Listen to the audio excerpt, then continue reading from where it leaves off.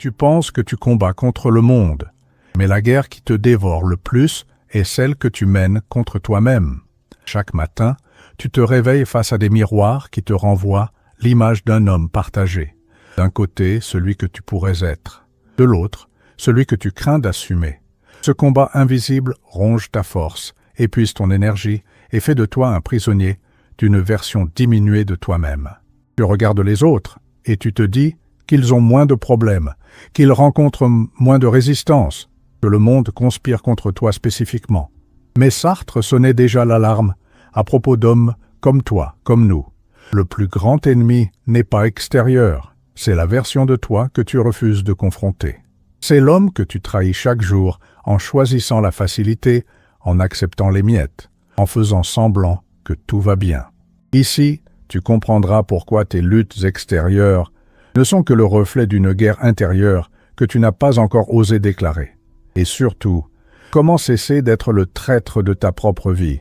Si tu as déjà eu le sentiment de perdre une guerre dont tu ignorais même l'existence, écris-le ci-dessous, car il se pourrait que ce soit la première fois qu'on ose dire la vérité sur ce qui te paralyse réellement. Et si tu connais un autre homme vivant cette division intérieure, transmets-lui cette vidéo. Parfois, le courage de l'un peut éveiller celui de l'autre. Tu blâmes ton supérieur qui ne te reconnaît pas. Tu réagis contre la femme qui te manque de respect. Tu évites les confrontations qui pourraient te libérer. Mais chacune de ces réactions n'est que l'écho de conflits internes mal résolus. Lorsque tu exploses pour une petite chose, ce n'est pas à propos du moment lui-même, mais de années d'humiliation accumulée. Lorsque tu acceptes l'humiliation sans réagir, ce n'est pas une question de diplomatie, mais de la peur d'assumer qui tu es vraiment. Le monde est un miroir cruel et précis, le chaos extérieur reflète le désordre intérieur.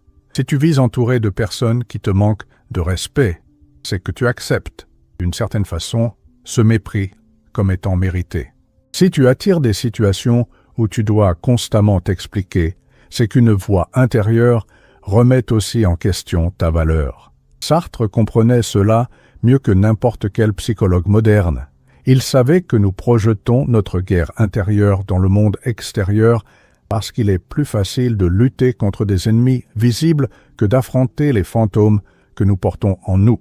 Il est plus simple de blâmer les circonstances que de prendre la pleine responsabilité de notre condition. Vous pouvez passer toute votre vie à lutter contre les symptômes tout en ignorant la cause. Vous pouvez changer d'emploi, de relation ou de ville, mais si la guerre intérieure perdure, les mêmes schémas se répéteront sous des habits différents. L'homme qui fuit en lui porte sa prison partout où il va. La vérité que personne ne veut affronter est la suivante. Tant que vous serez en guerre avec vous-même, le monde extérieur restera un champ de bataille hostile. Tant que vous ne ferez pas la paix avec votre véritable moi, vous serez toujours trahi par votre propre ombre.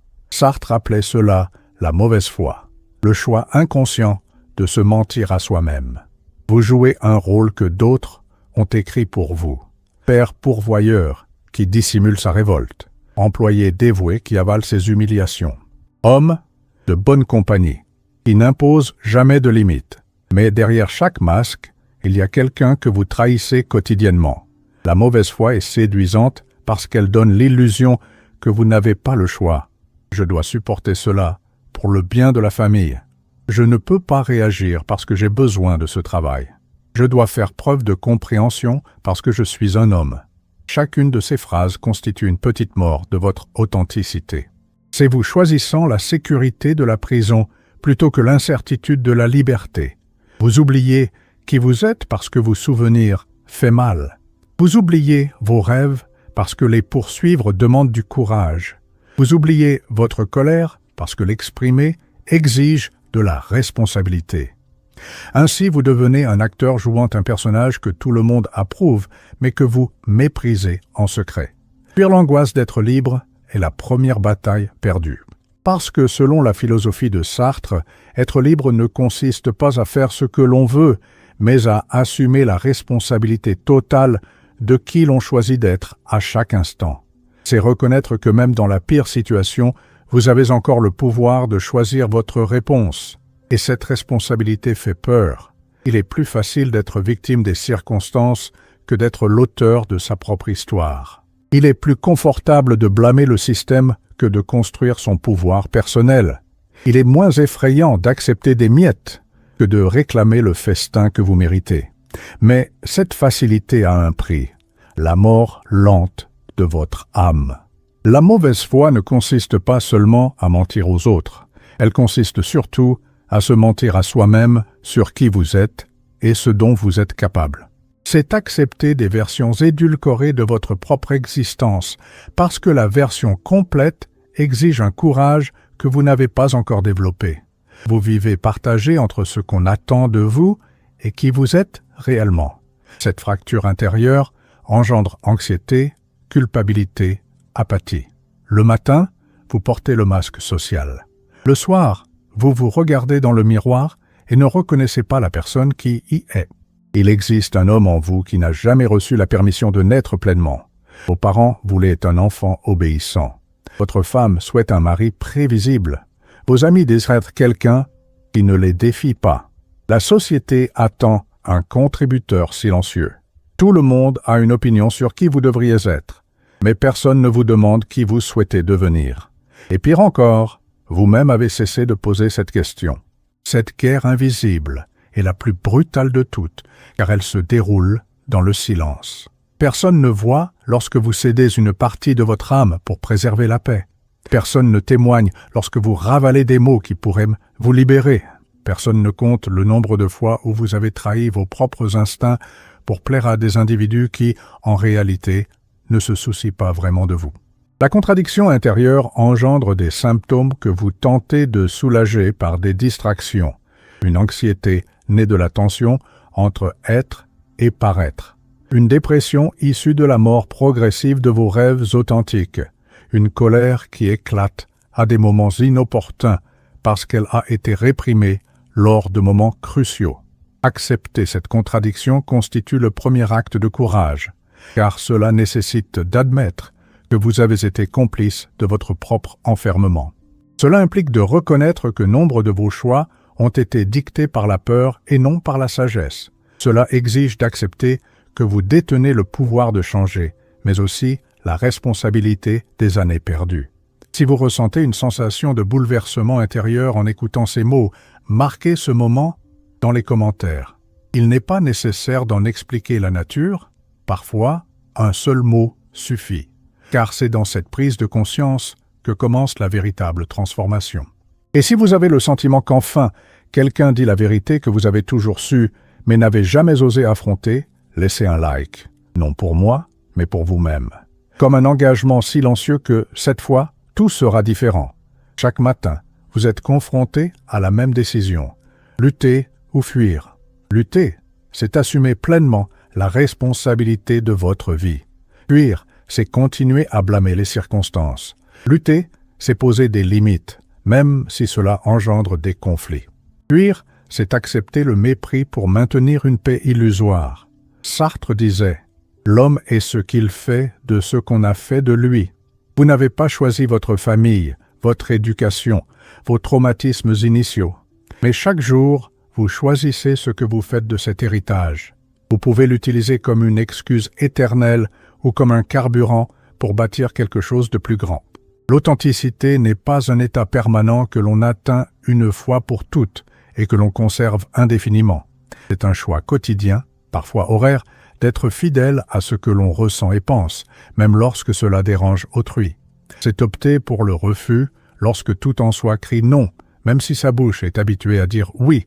On peut continuer ainsi, vivre une vie que d'autres approuvent, mais que l'on hait secrètement. On peut maintenir la paix familiale en devenant un fantôme dans sa propre maison. On peut préserver des relations qui nous épuisent, car y mettre fin exige d'affronter la solitude. Ou alors, on peut déclarer la guerre à sa version passive. Se battre contre la passivité signifie accepter que certaines personnes vous abandonneront lorsque vous cesseront d'être leur commodité. Cela implique d'admettre que certains liens n'étaient sustentés que par votre soumission. Acceptez que construire une vie authentique requiert d'abord de détruire la vie artificielle que vous avez bâtie par peur, Mais cette destruction n'est pas violente. Elle est chirurgicale. Elle consiste à retirer avec précision tout ce qui n'est pas fondamentalement vous. C'est cesser de faire semblant d'aimer des choses que vous détestez. C'est arrêter d'accepter des traitements qui bafouent votre dignité. C'est cesser d'investir de l'énergie dans des personnes qui n'ont jamais investi la leur en vous. À chaque choix authentique, vous récupérez un fragment de votre âme. À chaque limite posée, vous reconquérir votre territoire intérieur. À chaque non affirmé fermement, vous enseignez au monde à vous respecter. Car le monde ne respecte pas qui vous êtes. Le monde respecte ce que vous démontrez être à travers vos actions. Vaincre la guerre intérieure ne signifie pas gagner une fois pour toutes et se détendre. C'est choisir chaque jour, en pleine conscience, qui vous voulez être à ce moment précis. C'est dire « cette vie m'appartient et j'assume pleinement le poids d'être moi-même ». C'est accepter qu'aucune personne ne viendra vous sauver de vous-même. La véritable liberté effraie, car elle s'accompagne d'une responsabilité absolue. Lorsque vous cessez de blâmer les autres pour vos frustrations, il ne reste plus que vous et vos choix. Lorsque vous cessez d'attendre que le monde change pour s'adapter à vos désirs, il ne reste plus que la nécessité de devenir suffisamment fort pour conquérir ce que vous voulez. Être libre, c'est accepter que vous êtes entièrement responsable de la qualité de votre existence, non seulement de vos actions, mais aussi de vos réactions. Non seulement de ce que vous faites, mais aussi de ce que vous autorisez qu'on fasse avec vous. Non seulement de vos succès, mais aussi de la façon dont vous gérez vos échecs. La victoire intérieure n'est pas l'absence de conflits. C'est la capacité à naviguer à travers les conflits, tout en conservant son intégrité. Elle ne consiste pas à ne jamais ressentir de peur. C'est ressentir la peur et agir conformément à ses valeurs malgré tout. Elle ne signifie pas être perpétuellement dans le droit. C'est avoir le courage d'admettre ses erreurs et de rectifier le tir sans perdre sa dignité. Lorsque vous prenez le contrôle total de votre vie intérieure, quelque chose change dans la manière dont le monde vous traite, non pas parce que le monde a changé, mais parce que vous avez changé. Vous cessez d'attirer des situations que vous acceptiez auparavant. Vous arrêtez de tolérer des comportements que vous avaliez autrefois sans réaction. Vous cessez d'investir dans des personnes qui drainent votre énergie. La liberté sartrienne n'est pas faire tout ce que l'on veut sans conséquence. C'est faire ce qui doit être fait, en assumant toutes les conséquences, car vous avez choisi d'être responsable de votre propre existence. C'est préférer la douleur de la vérité au confort du mensonge. C'est choisir la solitude de l'authenticité plutôt que la compagnie de la fausseté.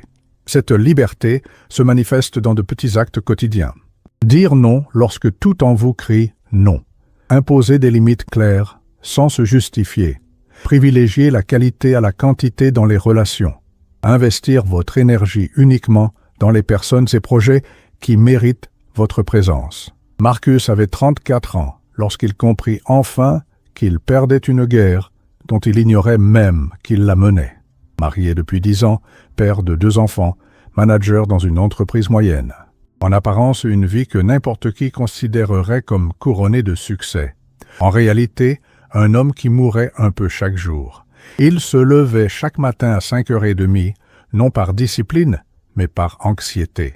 L'estomac noué avant même d'ouvrir les yeux. Au travail, il avalait les humiliations de son supérieur comme s'il s'agissait de médicaments amers, indispensables à la survie de la famille. À la maison, sa femme le traitait comme un meuble utile, présent quand nécessaire, invisible quand ce n'était pas le cas. Marcus avait cessé d'exprimer ses opinions depuis des années. Lorsqu'on lui posait une question, sa réponse habituelle était « peu importe » ou « comme tu veux ». Il était devenu un expert pour ne déranger personne. Le prix de cette harmonie artificielle était d'être constamment en conflit avec lui-même. Le point de rupture arriva lorsque son fils de 8 ans demanda « Papa, pourquoi ne te fâches jamais ?» L'enfant avait remarqué quelque chose que Marcus refusait d'admettre. Il était devenu un homme sans réaction, sans opinion, sans présence réelle. Un fantôme dans sa propre vie. Cette nuit-là, pour la première fois depuis des années, Marcus se regarda dans le miroir et posa une question qui bouleversa tout. « Qui es-tu lorsque personne ne te regarde ?» La réponse le hantait. Il ne savait pas. Il avait passé tant de temps à faire semblant d'être celui que les autres attendaient qu'il avait perdu le contact avec ce qu'il était réellement. C'est alors qu'il déclara la guerre. Non pas contre sa famille, ni contre son travail, mais contre la version de lui-même qui acceptait le mépris comme s'il s'agissait d'affection, contre cette voix intérieure qui lui soufflait que ses besoins étaient moins importants que ceux des autres, contre la peur du conflit qui l'avait transformé en prisonnier de sa propre maison. La première bataille fut simple, cesser de dire « peu importe » lorsqu'il avait en réalité une préférence. Cela semble minuscule, mais ce fut révolutionnaire. Pour la première fois depuis des années, Marcus commença à exister dans les petites décisions quotidiennes. Où dîner, quel film regarder, comment passer le week-end. Sa famille fut d'abord perplexe, mais peu à peu, ils en vinrent à respecter ses opinions. La seconde bataille fut plus difficile, imposer des limites au travail. Marcus cessa d'accepter des tâches supplémentaires sans contrepartie. Cessa de rester au-delà de l'heure sans être rémunéré. Cessa d'absorber la colère du patron comme si c'était lui le responsable des problèmes de l'entreprise. Certains collègues le trouvèrent arrogant. D'autres commencèrent à l'imiter. La guerre la plus brutale fut contre son propre besoin d'approbation. Marcus découvrit qu'il avait passé des décennies à faire ce que les autres attendaient de lui parce qu'il craignait de découvrir que sa véritable version ne serait pas acceptée. Mais lorsque finalement il eut le courage d'être lui-même, il comprit que les personnes qui comptaient vraiment n'avaient pas seulement accepté cette version, mais en avaient même préféré l'authenticité.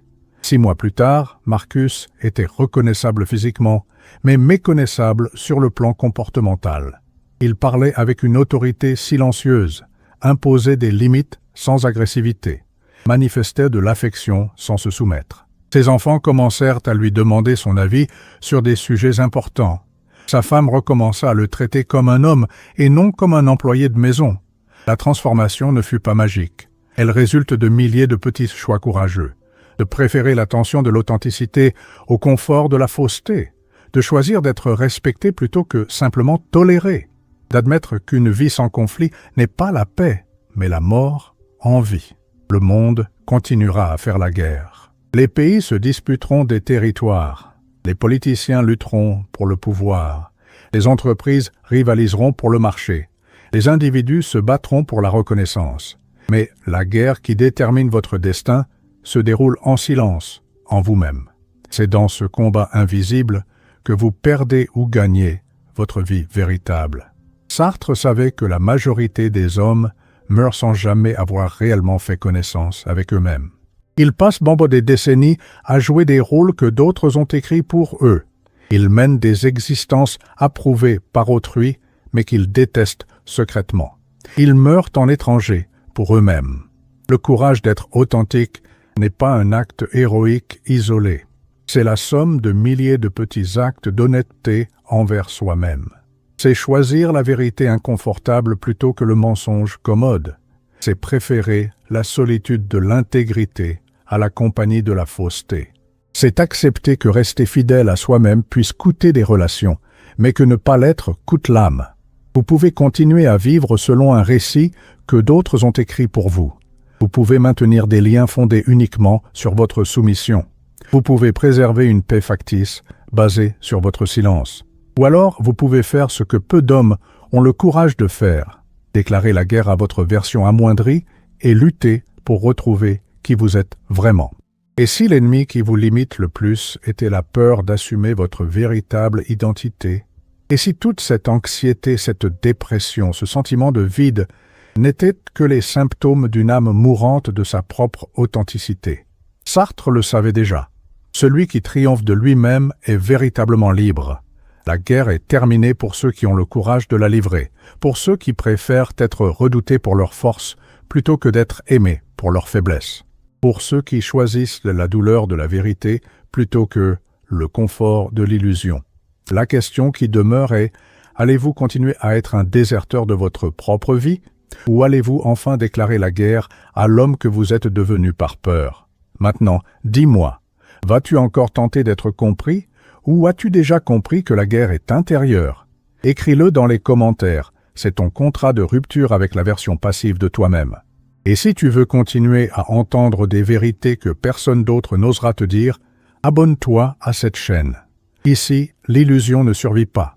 Ici, les hommes apprennent à être de vrais hommes.